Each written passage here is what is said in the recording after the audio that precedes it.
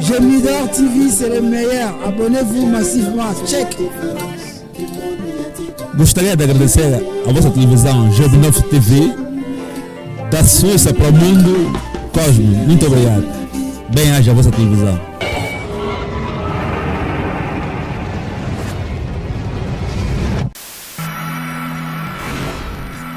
Merci bandeko batali kati na Gemidor TV. Ya bino molobeli Théo Nzinga toye lisusu na bilombe parce que tango tozo ba bilombe eza penza ba oyo bazana souci ya mboka ba oyo bazo talisa oyo ezali makambo ezali koleka na mboka pe baza ko s'opposer nango na ndenge moko ya bien pour na kolese batute et puis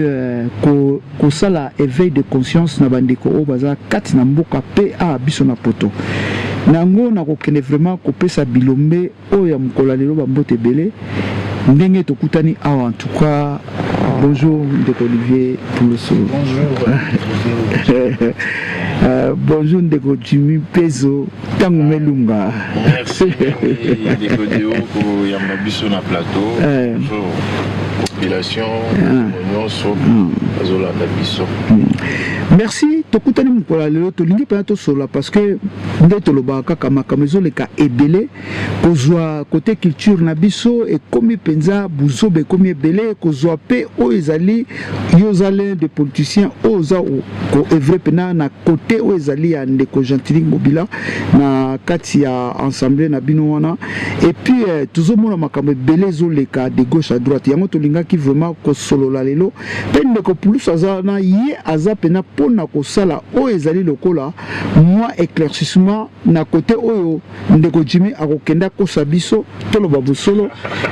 Ndeko Olivier akozong sabiso na nzela parce que oboyebi kaka ke politique eza plus ya kokosa biso to ya koloba vérité bango ka mutu bayebi mais eloko oyo eza mutuya ya koloba vraiment koloba Ndeko Jimmy lelo toko koloba nini mboka eza kokende ndenge nini lecture no ezo sala lelo na politique oyo eza na mboka parce que tomona ki ba élection oyo ezali ti lelo masimanimba toyebi suite nango te toyebi te ndenge nini est-ce que ekozala te donc tozo comprendre eloko moko te sele biso mo lecture yebisa bandeko oyo ya Gemidor TV vérité est-ce que ba élection pena masima ekozala te. Merci mingi Papa Deo na mutuno si kotuna baimboka bazali kolanda biso na ngongoyo bazali na posa bayeba kozwa ezali biyano. Merci mingi na population pour te vous permettre ete lelo toyeba kolobela o ezali situation ya mboka. Merci na kolo nzambe o apesi biso pe na bomoi pe apesi ete makasi toyeba ko développer ezali bathème ezali important pour la population na biso pour ete toyebi ete kozala nde tozali ezali bokasi te po bozali si ya univers ezali nzambe azali kosala po tozala nango pona ko répondre na question na yo actuellement tozala ba situation ezali un peu complexe ningo sili ko évoquer wana gouvernement esili kosala mananu te parce que ezali nanu na ba tractation purement politique ezali ko bloquer réellement et toyeba kozala na gouvernement oui certes mais toyebi ete lobby ezali mokola lobby ya les 18 union sacrée asilaki kosangisa ba leader pe ba o nyonso bazali ba membre na kati ya o ezali ya alliance ou bien regroupement wana ya union sacrée et puis devant ezali numéro 1 ezali chef de l'État le président Félix Antoine Tshisekedi et ya bedaki ba PCT ay benaki matoi pour ko éveiller conscience aloba ete alobaki kutu même na si réseau loba mape na ba réseaux sociaux akoki ko dissoudre même parlement ce qui ba yebi ko trouver ba solution te. Donc situation ezali grave mais ezali ko zoama solution ko zoama dans le délai parce que aussi longtemps que le gouvernement est sili ko chamate rozana moi passi pour ba solution ezalama mais nayebi ete ba compatriotes nyonso ya Congo et puis autorité compétente ya mboka baze ko bunda butu moi pour ba kosunga va répondre de manière assez ouverte et puis et qu'on permettre de la solution notamment dans la santé, à coller la bango et puis sur le plan sécuritaire. Bon pour na Masimanimba point ya Masimanimba to utai kozwa ezali calendrier et aménagement. Il y a CNI, mais il y a organe indépendant, il y a un mot cannabiso pour l'élection. Bango ba pesa qui était balobaki pour na déroulement il y a l'élection à CNI et à Masimanimba notamment et Masimanimba a été pesana ya Koma ou na Ubangi. Et Kosalema le 11 juin au 10 juillet des élections normalement le 12 juillet 2024 mais avant ngo sur les alliés dans cadre d'information si là qui ça la procès jijaki oignon so bazalaki de loin ou de près impliqué na makambo wana dont notamment bato bazali organe ya CNI tozomona zaki coordinateur numéro 1 et puis adjoint naye on ba écopé na 6 mois ya emprisonnement ferme les ali ba sanction basile kozwa mais ezelo moko pe to ko lobelango esali moi pasi bande ko mingi ba kozonga de toyoki. Si on se demande si Koyo Bandeko Balongwa qui bazaki invalidé les 82 dans Naka Masimani Mazalaki 6 Bandeko ana bakozonga ezo sala pe un mois passe to ba soki justice na biso ezo kende ndenge nini pour être Bandeko wana bazaki impliqué bazonga lisusu na élection oyo ko salema na mois ya juin et vous a mois passé voilà. Merci. Ndeko Olivier, oyoki penza ndenge zali ko débatteur no auti koloba awa komona vraiment que kotali sa élection kotali sa que chef de l'état yé ndingisa azu tolikanisi o ezali ke ko dissoudre pena o ezali parlement tout ça. Est-ce que yo avina yo par rapport à ça ti lelo tozomona gouvernement zo salama kakate? Est-ce que likanisi wana ezali malamu to ezali mabe na par rapport à chef de l'état parce que il y a zali konzi mais makambo ezo le kalelo azo mona ngope mais azo zela to lo banini yemo kaza complice makambo wana to aza complice. Merci de pour la mutuna donc ezali un peu bon moi je dirais une chose parce que l'élection est uti koleka to ebi malamu ke ezali lisanga union sacrée mutuba majoritaire baza majoritaire bazali on a plus de 300 donc 400 je pourrais dire 400 dans les 470 députés au bazali à union sacrée do bazali largement majoritaire et président de la République étant yemoko autorité morale il y a union sacrée. Voilà. Comment se fait-il que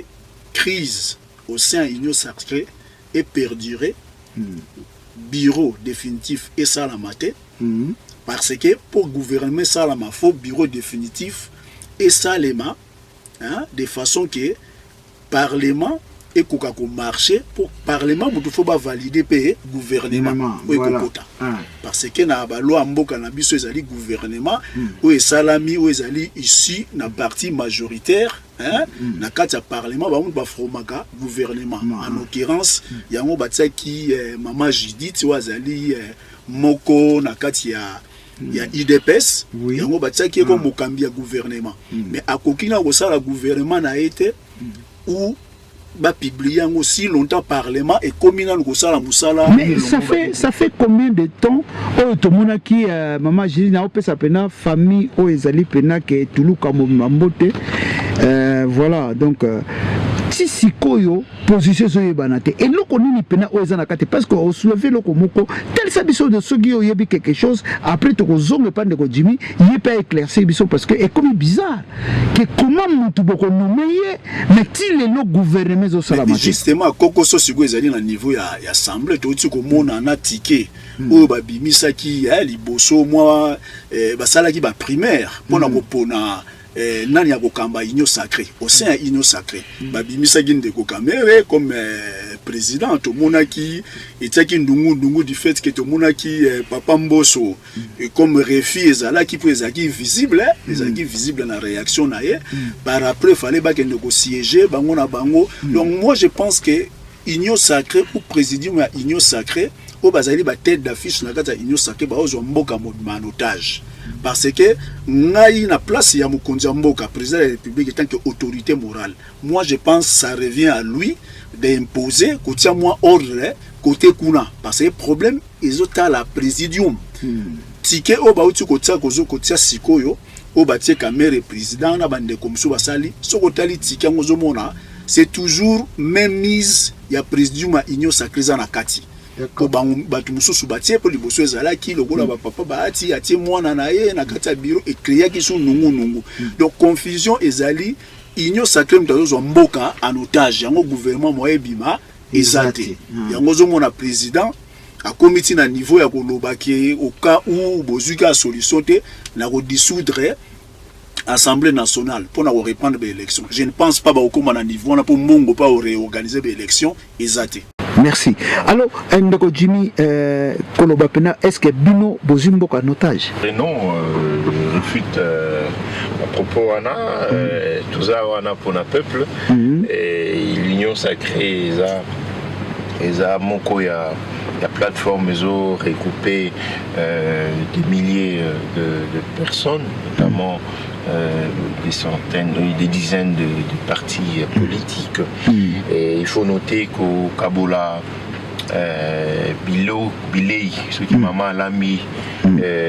Nabassan mi balé Tomisa tout ça facile. Mais ce qui Bassan ils allaient belé, tu baka maman a bela ramo mutu, a koluka a motonio soalia, a zoamwa ndambu pour quand même tout lire. Et ça un peu l'eau que ça écoute salema. La plupart de nos concitoyens, il faut acteurs politiques, bien sûr que baza pena posa aux autres positionnement ainsi de suite, mais je crois que le chef de l'État et puis avec son excellence M. Kabouya, Silaï Kossal a été ma consultation dans le but ces alliés premières Yakoye Bako ko créer les gouvernements et ça gouvernement moko et kozalana ko représenter valablement les alliés paysage politique et mboka na biso bien sûr la union sacrée bien sûr aussi bien l'opposition parce que c'est le but et donc moi je pense qu'ils ont otage mais il faut comprendre ce qui biloko umeli ils ont des biloko kitoko. Mais ce biloko umeleza biloko kitoko mais oyo lelo tozomona mama Judith bochakeka comme imposteur moko boende ngwana bo sala ba posa na bino na sena ye ou bien bochaki ye pena po lelo asala musana ye. Bon ben maman Judith elle a été choisie par le chef de l'État par rapport il y a expertise naïe et puis en tant que personne vis-à-vis il y a service naïe à Sele Kosala Namboka et puis c'est une personne au chef de l'État monarchique qui pouvait éventuellement correspondre à l'exigence à la Congolais mais il faut noter que à Koiba vous efficace où on peut seulement juger l'action sur terrain dès qu'il y a un gouvernement. Les gouvernements tardent, nous les disons, bien sûr, mais c'est une priorité pour le chef de l'État, bien sûr, pour la communauté, notamment il y a parti politique et bien sûr pour être bien parce que Tozo et Congo est vaste, il y a des milliers, des centaines de milliers de personnes qui sont impliquées de loin ou de près et je pense que ceux qui gouvernent mes athées et que moi pas si pour ma décision Moussoussou ils allaient acter et voilà quoi. Donc je pense que d'une manière ou une autre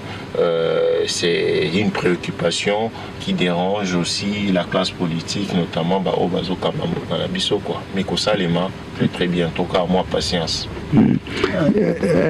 Ndeko Olivier, Nanina revenir nous parce que ça fait trop mal. Ndeko Jumazo, patience. Est-ce que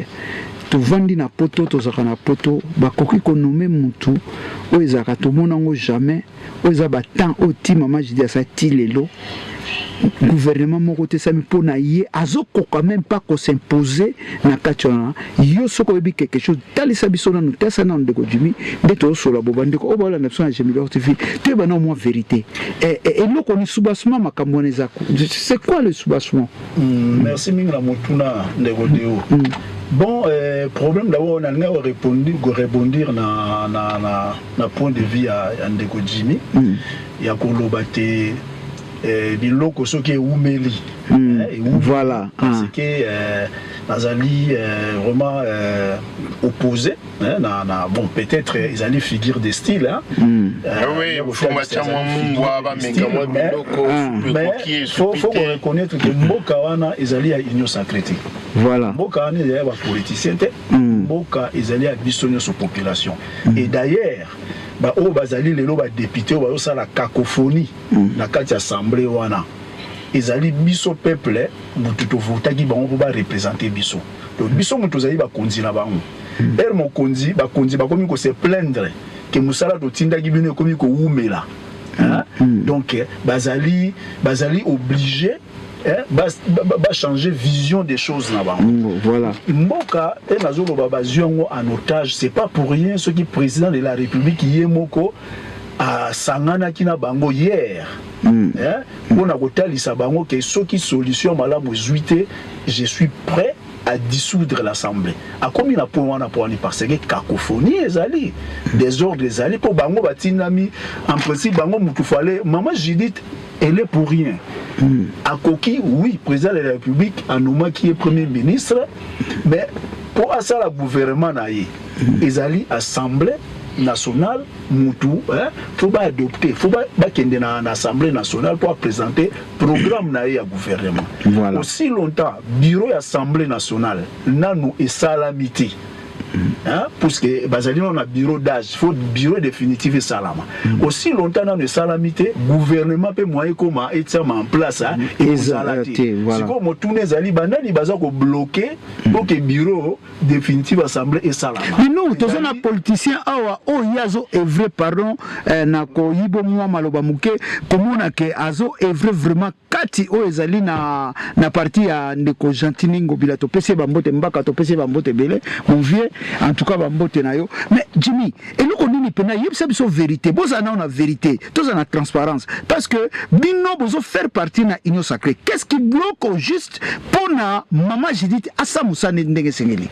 Nous l'avons déjà dit, problème on a tout le belé en gros. La question il y a des quaso qualifié en gros il y a comprendre le pays en otage. Moi je qualifierais tout simplement les tractations politiques ou politiciennes. Parce donc nous on dit maté que vous pays pénal en otage. Nous avons pays en otage, des pays congolais, ils ont congolais nyonso, congolais nyonso ont un droit, un devoir naïe comme mutu nyonso. Et puis souci à chef de l'État, ils allaient te congolais nyonso dans la kimia ici qu'azali. Mais ce qui besoin en otage tel que Ibo Maloba Muke, to que ne pena bien émission. Comment on a pena mboso, pena papa mboso, aleki na nyonso tout. O ezalaki na Congo wana Mobutu boye. Est-ce que bino bozo mona teke ba même batu wana kaka bazaka il faut bazongaka?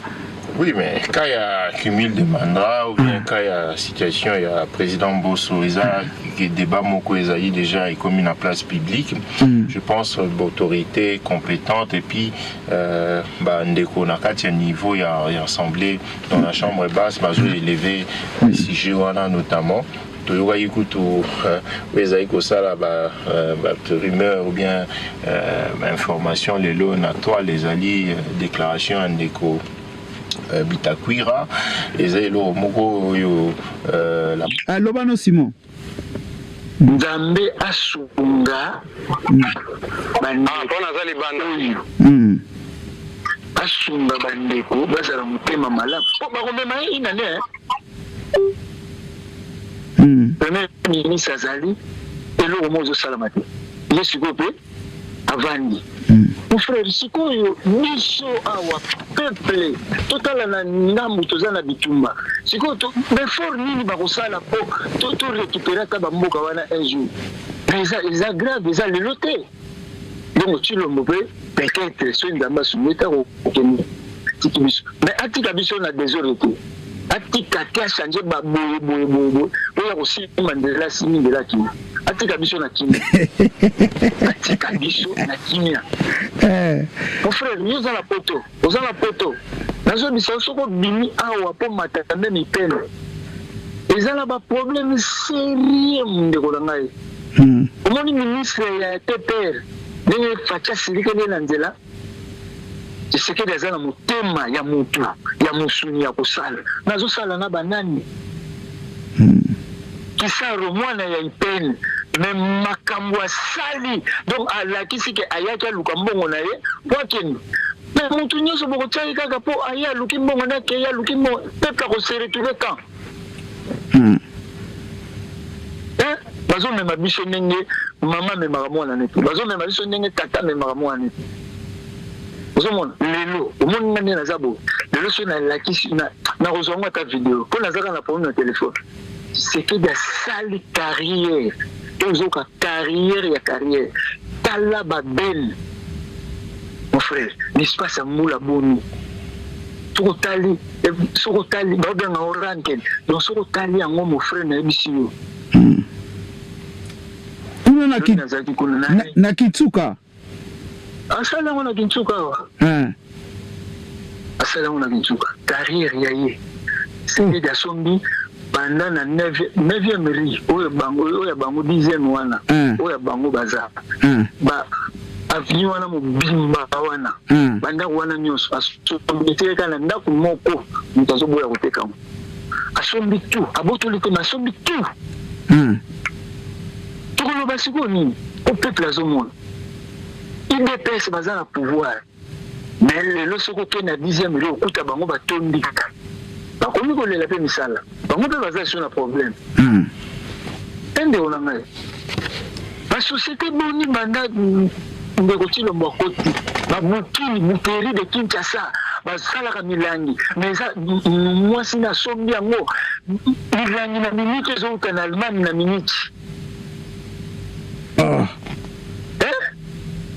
ndiko na ngai ata yo moko okuti eloko ezalaki sikoyo ntango bokoya kosomba bolukaka bosombaka baplace oyo neti carrière na bango lokola bacreye sava eza ya bango sikoyo bokomi koya kosomba na basociété oyo esalaka mpo bana mboka babika ezalaka te ndeko na ngai donc tokoki koloba mpena na mokuse Congo ndenge eza en otage papa en otage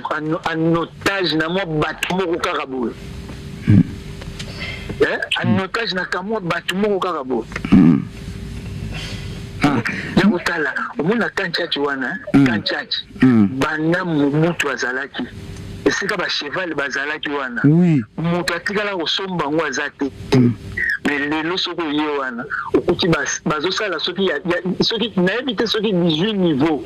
bazotonga na telemi na babi ya mwana Chilomo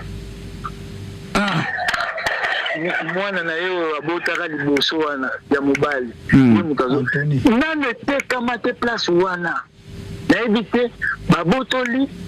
to basololi na soki bazaka soki babelge mon frère aza mwana mboka biso nyonso tolingaki toyeba eke tokotambola na ye mais cette fois-ci en tout cas biso nyonso aza pene eloko ya kosolisa biso suki eloko ya kosolola eza te dollar kutu na asi boyebi lobi lobi tokokoma déjà na 300 100 dollars donc ezolakisa ke bato bazokende na suka. D'accord. Récupérer biso aux suka. Alors ndeko Olivier yoza na motuna kotuna voilà moi ndeko Jimmy déjà. Bonsoir ndeko Simon. En tout cas na sepeli ndenge zo pesa biso toujours ben information na ba biloko au biso to yebite pour tous ali libanda bino bozali sur terrain. En tout cas biso bando ba ezali passe ya puisque ça ba information misusu au biso to zwaka avant bino bozwango comme pe bino bozana terrain au bomonaka avant que biso to mona. En tout cas na yebiso ka courage na vraiment la mutuna te po onyo so lobby yango penga na utaka ko loba voilà donc bon voilà faut comprendre ndeko Jimmy bango bazana union sacrée bazana mangeoire donc ça le rôle là biso tozali libanda tozobona ba joueur ne ba beta ma ouais bazana mangeoire na kata zo yeba na ye ba beta mabe po bazana mangeoire donc c'est comment système eza na Congo donc ngana iloko ka omoni mabe biso to monaka to lobande surtout ba quinoa en particulier eza le rôle batu moko ba inokila bango moi virus moko na bitu ba revendikaka te pour lelo yo pour na osala révolution senga na ngoma nduki te population bazana kisasa na ba pasi wana il suffit ba bima na balabala bakoboma bango nyonso te 1 million kaka ya pamba so ba bimi na balabala oui ndeko ba panza biso ya PPRD bazali ya Union Sacrée bazali ya IDPS bazali ya Vital Kamerhe bazali batu bazala kana bango ozomona moi to sangana lisusu bima na balabala tawana ezate membre ya IDPS ni na obima obusa mars obima bimba lisusu te bakotele makutu te ya FCC kutu bakoya te siko bokosangana na banani bokosangana banani INC MLC bazala pouvoir ndeko Simon kasaba nazoloba te même population ngo bazali na IDPS na INC bazali mais souffrance za ya biso nyonso ti bango moko baza ko souffrir donc mabe ya yango na lobaka souvent omoni na Kisasa population baza na Kisasa sozo yebisa bango masolo à est bakanza est lo eza pays mususu parce que ba souffrance wana bayoka ka lokito masasi te mona ka yango bazo continuer kaka na ba ambiance na bisengo et lobi na ngo pona paraphraser nani député Bitakwira ki na Kisasa ko mona na neve komi déjà la neve la tongo zo kutana batu si balangwa siko mutu aza na kata mulangwa bongo ako se soulever ndengeni ako telema ndengeni ouais exactement mais sikoyo mais na 5 ans ya Chilombo asalaki ndeko mukolo bokoya na Kinshasa ezala ndeko Olivier obengingo lobi papa tokolakisa ngai carrière ya Chilombo na tongana yo toke na lakisi awo obisinga tokolakisa nga bukini buteri de Kinshasa na na lakisi awo toyebite na minute soki ba Rwanda mutu bakoya kosala wana toyebite soki bakotia banani toyebite soki bakosala nini po ba machine nyonso eza na mulangizo talman tala degré batir que tout le monde bazo sala biloko asali awa basali mais papa après 30 ans ndeko ya kokomaka ya biso bino bolobaki na biso boye qui il faut tout ça là 50 siko ba 50 ngo ndeka lisusu ba 30 ans botongi lo na mboko il faut consommer ngo na 50 ngo na toyebite batir bazui nini foire toyebi suite à foire ndenge ozalaki soki kosuka ndeni po bango mutu bazosala tu batiri ki bazwi tronso moko ezali awa bazosala nzela moko awa oyo ezorelie pompage awa obima ti na kotaka sango bango sikoyo sor nango tozoyeba te tokoyoka ekosutola biso neti ya Kabila oyo ezalaki ke ya 5 chantier il est là comment va problème au Kabila signaka na ba chinois 30 ans il est là ba chinois bazar mais justement négociement au Kabila signaki na ba chinois mais président Félix akendaki ko revisiter ba contrat wana ba signer musu ba revisiter kango le problème ane que ba 30 ans wana zoloba ezali que simboka za koteka mati pona 30 ans nego Félix azala so moyité bango yoso ba kozala te mais kozala bana na biso ba oyana sima mutu bana ko futa facture wana ba kozala toujours ba coloniser ya ba turc pour 30 ans bango bakozala sous na régime te si bakenda bana na bango pe bakozala te mais mboka mutu kotikala pris en otage c'est ça ma défaut. Est-ce que mboka lokola Congo ezangi ba milliards o bazo tandela batu ke budget zali à 16 milliards bazangi ba milliards ko batonga ba biloko wana nyonso. Bon, Ndeko Simon, une fois de plus, na rebondir na point wana parce que là je pense que ça c'est important parce que il faut y avoir que l'État bien sûr a ba moyen mais ba moyen n'est pas limité. Même poto tozai comme on a poto la plupart des autorités sont privées. Yango mona la mboka mususu neti suisse c'est pas le cas. Autoroute. Et puis au Tambola mboka moko rumona ba société autoroute même sous 3 4 bazali net na ba France ainsi de suite. D'accord. Donc ngolo ba été investissement public privé eza mabete ko za malamu mais à condition que za la paix profitable pour l'État donc notamment ba imboka ba contribuable. Ngai personnellement nazana tendance moko na lobakelo ko na yebi j'ai pas de maîtrise na ba dossier oyo bazo signé actuellement et notamment avec les Chinois ou bien ba Turcs ndenge tozoloba. Ce sont, ça serait important tous en abélément et puis tout est ko décortiquer tout est pour na ba contre et puis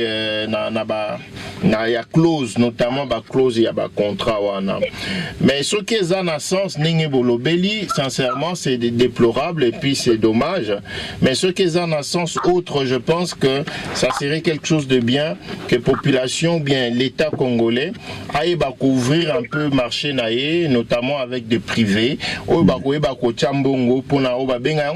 investissement te ce ko tali les lots ba ville belé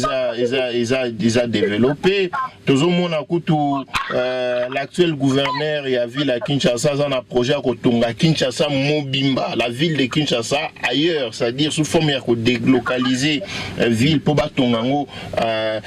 pembeni et eza ba idée moko ko senga ba milliards beaucoup de milliards de dollars donc voilà quoi donc le quoi ne ça les mara toujours na d'accord entre public privé oyo ekoki la paix profitable pour l'État eza ba emploi déjà eza expertise o bokoyi ba kozwa mayele asika notamment net na baka otobengaka il y a ba transfert il y a ba connaissance ou ba technologie donc je pense que ba côté wana eza question pour réfléchir eza ko pesa ko boaka directement li kayul il y a gouvernement c'est longa. Ah d'accord. Ancien gouverneur Ngobila. Et non, l'actuel, je parle de l'actuel, je parle je me réfère plutôt il y a interview il y a Ndeko Daniel qui a l'actuel gouverneur qui a un projet pour Nathalie qui est en top Congo hein, il faut landango sur 8 ans okoyoka ba projet naé à défendre qui notamment projet naé est très très intéressant dans l'idée notamment il y a kotonga ville mususu pembeni dans l'idée ezali ya kobakisa ba taxe même aux otonga ko étage au fur et à mesure aux otonga au fur et à mesure bando futela ngo pe taxe Mandero obi ke le gens de cela les ans de sila dossier ans de sila dossier kotonga yango et sila wana confirmer yo ans de sila nana ko kakuna. Et mes ans de si les a inaugurés, mes ans de si là, moi je te dis ça s'est fait bientôt parce que déjà, parce que dossier Zali, Messa Zali, on parle de plus de 9000. Et si là, Zan de si là, on a quoi qu'on tient dans la vidéo Zali, Zan de si là. Zandu esila eza ya kusila na minute okutu na tshenge na otinde la deo ba video ezali zandu esili mais bazo eza ba bilo amike mikete webi ke zandu le beza dimanche lundi na robenga tade a robenga yo si c'est bon ici là na robenga en tout cas de on a raison na robenga pe ya sur place one mais ça ne si là mais ça inauguré tozoka te nabi si là soki vidéo na otindelo omona ba pavillon omona ba mesa omona ba chambre froide nde bazosala na chaque nuit ozomona musala non Gambi bon likambo te merci ayoke mais ozwa suite nango kaka mais tokende nanu boye sikoyo koloba 5 ans ya Chilombo sikoyo po bango biso tozalaka awa na bango mais ti lelo bozaka na identité te nde tozali na bacarte pour citoyen ti lelo donc avec ye bakopesa lisusu 15 ans lisusu kokabutile lelo te eloko ekotambola ozala te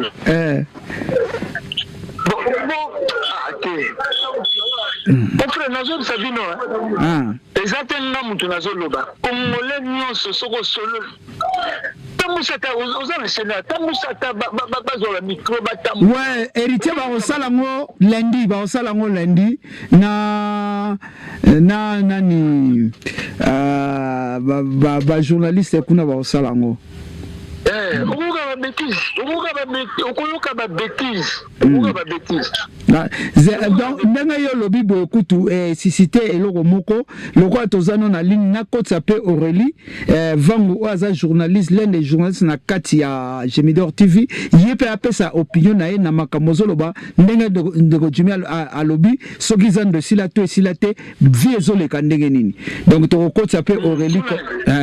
comme ça toyoka mpe Aurélie ndeko Jimmy eza chaud lelo chaud dedans chaud dehors émission lelo eza grave zela kutu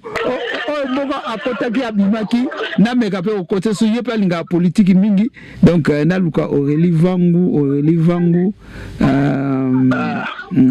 ezala shosho lelo ezala shosho akosakana te moi était vraiment donc ndeko Jimmy a la confirmation makambo belé pour ça le peut bien parce que mususu ye a évité que makambo ezo le cas voilà quoi allô na okotsa ye soko okota ya kozwana tutumbala moko voilà donc tozokende kaka na émission koloba komona mpona identité sikoyo ti lelo identité eza te ndeko Olivier yo ozoloba nini vraiment bon merci mpona motuna me nga namonaki disons service oyo ezali ya habilité mpona na identité bakomi déjà koattribuer baidentité eza en service tolandaki yango oui tolandaki yango awa et puis bafiche oyo ezali mpona bamodalité oyo ezali bacondition mpona kozwa identité tomonaki yango déjà bon alors ndeko Simon yo ndenge oza bokomi mpena na baidentité sikoyo nde tozalaki na bakapo carte pour citoyen tozalaki nango bokomi nango déjà identité oui mais bato baza nango moto aza nango pour le moment eza président de la république eza Sankara oyo ya wenge oyo ya zwi ezali nani oyo sango azwi sikoyo bon bakoza ba 5 oyo bazwi officiellement balakisi bango mais biso nyonso totikali eloko te toyebi place ya kozwa yango te bongo sikoyo eza identité so balakisi biso bokende na commune mais toke kozwa te sikoyo bayebisi biso eloko te sikoyo tokozwa yango ndenge nini biso toza na bakarte de lecteur mais ebandi ndenge nini Sankara pena de kuta akende kozwa identité sango azwi basiko bazozola ngo c'est ça le problème ekomi bizarre moi batete bizarre mon frère nazo biso bizarre eza pasi au moins on appelle 5 et 6 peut-être de lecteur basala en publicité balakisi biso na machine kaka ndenge kochamisa te ndenge kozwa bo ndenge osala bo mais oyo bakolakisa biso te Bon, si je peux te répondre, moni ba décision mususu ezalaka purement politique. Tous en pleine guerre na est Yamboka, ko déployer déjà une mission, il y a Oezali enrôlement et que les salés qui n'ont été année passée par rapport à l'élection, tu es baki ango, ceux qui t'ont eu un dossier wana et les qui ont repoussé échéance électorale. Ça c'était une des arguments. Mais les autres, l'élection est en cours et s'il y en a totalement. Donc oui, moi sincèrement, je pense que ça serait un peu difficile qu'on lancer encore une deuxième deuxième projet et autres naissance soit pas aussi longtemps elle bosse en nécessité et Dama sumayo pendant dama sumayo leka o sumata bato baza dama sumayo makamune ke le bien kuno bima o sunga bango tala ndambo oyo yebi o nazo bisayo pasi biso bandeko na bino tozolo babo pasi marché que tu veux battre. Le solar marché peut se maman 10 000 francs donc tic banana au couteau. Il peut comme 1 000 francs, 700 francs, 300 à rajouter, 200 à rajouter. Mais quand mon papa mon payawana zalaki, moi na Rwanda wana, quand ma zalaki, tu n'as lipa 200. Asa Rwanda, ne baza Rwanda oui. Rwanda traité biso ko traité biso ko leka mwana mboka zo traité biso mabe mwana mboka zo traité biso mabe aza mwana mboka d'accord wana za Rwanda toyebi mais Rwanda na ye Rwanda traité biso bien toye tozo basuni tozo nelo ko so ko lobaki tozo kala. D'accord. Là, c'est bon. Ils sont venus en Angela. Toujours rejoindre Nanga. Toujours rejoindre Nanga. Pourquoi la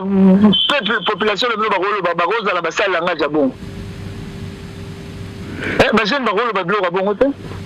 Toujours malamouté. C'est le baba. Merci Ndeko Simon. Tozo chité na biso vraiment eza dernière minute na biso a tozo kende Ndeko Olivier oyoki Ndeko Simon lobi ba jeune belé ba kompena na idée ya ko rejoindre nanga. Est-ce que yo okoki ko pesa ba conseil ni? Mais ngana za conseil au pesa ba ngote po ba mutu bazali na terrain bazo komona réalité souffrance eleki ezali frustration de tinda rabatu ba kende ko rejoindre ngambo mosusu po ba meka ko changer ba makambo donc tout mona ki yango frustration ezalaka président Kabila azalaka et poussaka pe batu ba telemela ye donc lelo pe so bazo tele ba régime ezali en place suite à frustration ce qui vraiment étant que président Félix étant que moi na mboka alandaka vraiment azoko se rendre compte à souffrance ya bana mbo akoluka a changer et puis ndongo lobaki ngape na pesa ki ba recommandation na ngai po asili sa mandat na ye et puis apesa kombo wana Tshisekedi lokumu je pense que ameka ko sala kutu makamba constitution te soka ko silisa asili saka na po onyo so bazali wana union sacrée bazolanda bazaka lokwa ba corbillard bazo memaeka na lilikat po na suka population ko juger le président Tshisekedi ndenge to koma ko juger Kabila izalaka ndenge wana do izali yeka ba jeune wana izali droit na bango les plus légitimes ba loba ndenge wana izali droit na bango donc ngana ko yoza kuna loba loba te Ndeko Jimmy yo etant que politicien comme on a lelo oyo batu pena Ndeko Olivier auti côté ça frustration et kotikati na ba ndeko et puis bana na biso ba leki ba yaya na kishesa ba bino ba lembi pena ba komi obu ba komi na suka ba rejoindre nanga o ezalike na parti o ezo sala opposition kati na Chilombo. Est-ce que lecture no kati wana ou bien conseil nini ko porter bango Ndeko Simon outi koloba donc il y a rien il y a que la souffrance. Moi je pense que ce sont des propos qui sont tellement dangereux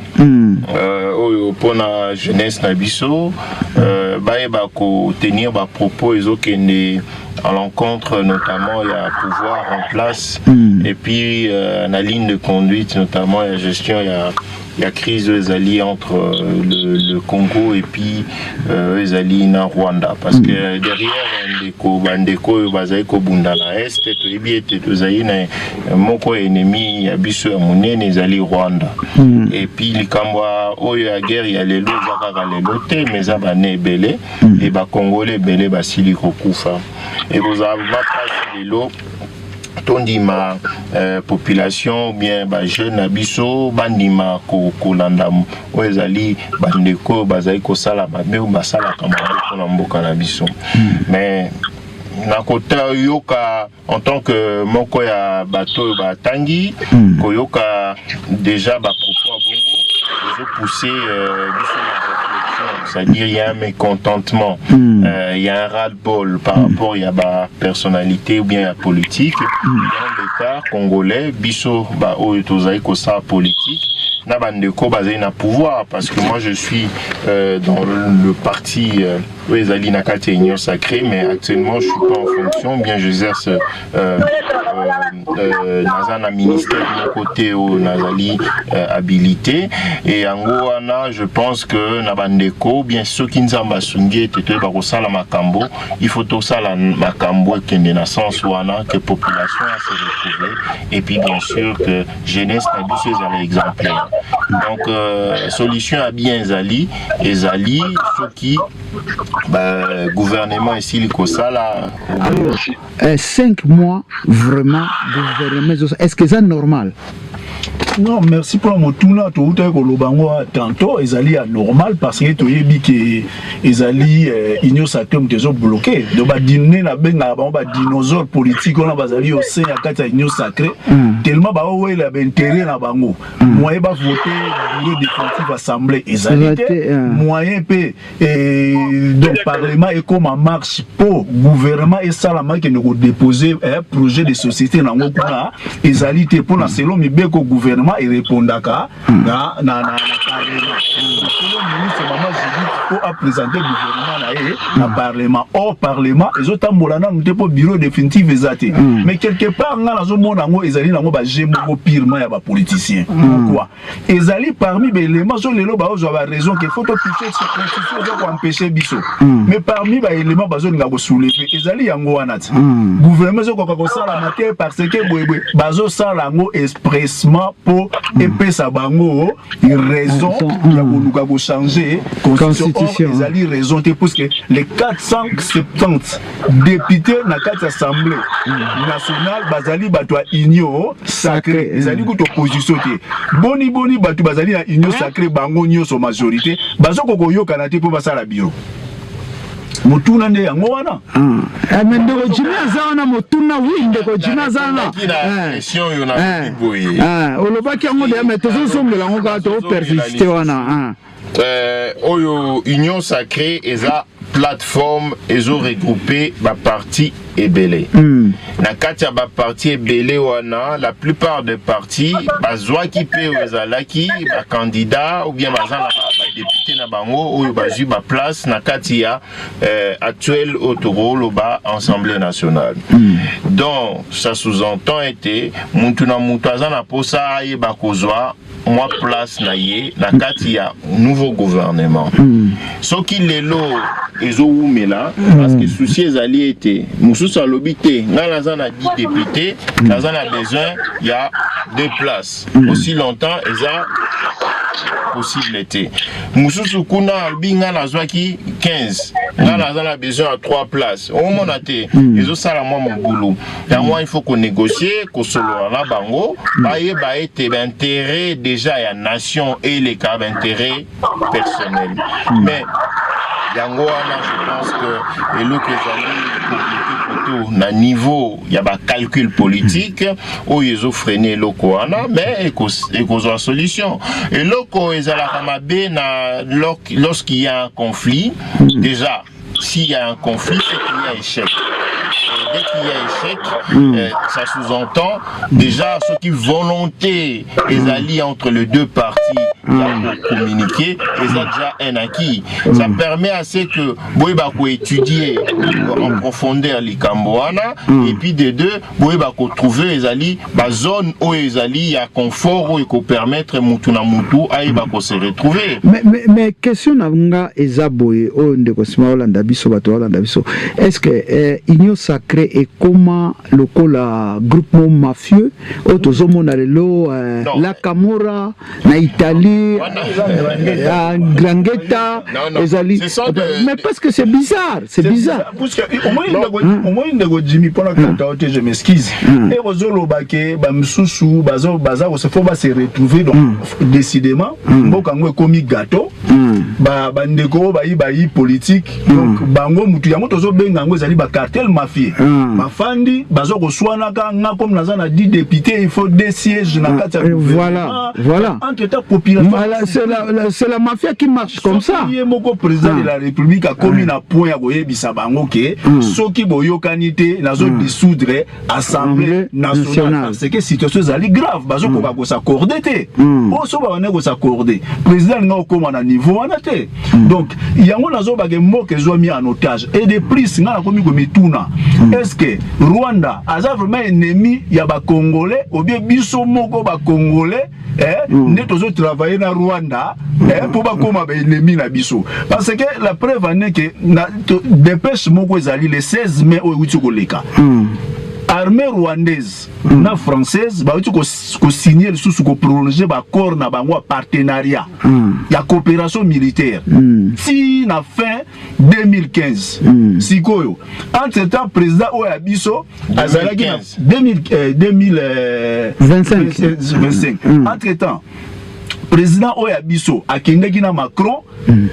pour la solo na ke ba sanctionner Rwanda patati patata. Entre temps même France ango azana ba corps même militaire na Rwanda. Siko tozo yebate ngana yebite sikoyo nani azali ennemi ya Congo. Rwanda biso moko toyebite eloko ni nezo zanga Rwanda ngo poto zana mampinga ezali. Équipement ezali. Au lieu que to lelaka Rwanda bo eloko Ukraine, Russie est grande puissance, Russie est grande puissance. Bandaki ko lelate azela kite ke ba ko pese maboko. Ba Russie ba betiye yepe azozongisa. Bazo bundati lelo. Pourquoi pas biso? Voilà. Alors, tu as na 6 minutes. Aussi, les Koloba. Ezalité que Bazaba mafieux. Quand on parle de mafieux, c'est une connotation un peu purement péjorative. Réseau qui est une connotation moko yako qualifié bango nenge toyebe licence ya kimoyibi ya criminalité ainsi de suite. C'est pas les cas. Mais par contre, loko ezo salema le salema na bamboka ebele. Blocage par rapport à la négociation politique. Les accords en Congo et ça le en Suisse, en France, parce que là où on parle politique, là où on parle population, bazali, il va toujours qu'on négocie. Parce que ils aura plus facile, ceux qui besoin la majorité moko ou absolu, wana boebi qui releka, mais ceux qui ont ils aneti ou biso nenge tozali parce que toebi nenge union sacrée créée maki comme plateforme mais comme parti politique on comprend. Donc il faut qu'on différencie l'okoana. Mais nakaya oyami balende de kwasili koloba, je fais allusion à quoi na ote kolanda information par rapport à makamozo sa na Israël. Nous avons que ba propos ya ba américain ou ali na bango numéro 1 ali ba israélien, ba télémaki était ba s'opposer même ba kata ou ba bengi aide na bango na ozali na Israël. Mais en même temps kaka le même américain bazali ko négocier na Israël. En fait, c'est quoi au juste? Moi je vais dire que la politique n'est zalaka et zalaka ko salaka otobenga ba politique musuba sala il y a politique il y a basour non. La politique faut ko solo là. Ko yeba ba intention et puis ko luka toujours oyo abengaka point oyo nazongi na bapropos nazangi na liboso place oyo tokoki koyokana intérêt ya biso mibale eza wapi intérêt kosala ete tovanda esika moko intérêt kosala ete totambusa mboka intérêt kosala ete bakongolais base retrouver intérêt kosala ete ndenge nini mboka lobi guerre esila na est c'est tout ça ça soit les occidentaux comme le pays oyo biso toza nango souci na biso ezalaki kimi ezala na mboka kimi ezala na est tozala na gouvernement mais il faut trouver la solution on doit discuter on va négocier et puis il faut trouver la solution s'il y a de négociation comment te voyez ba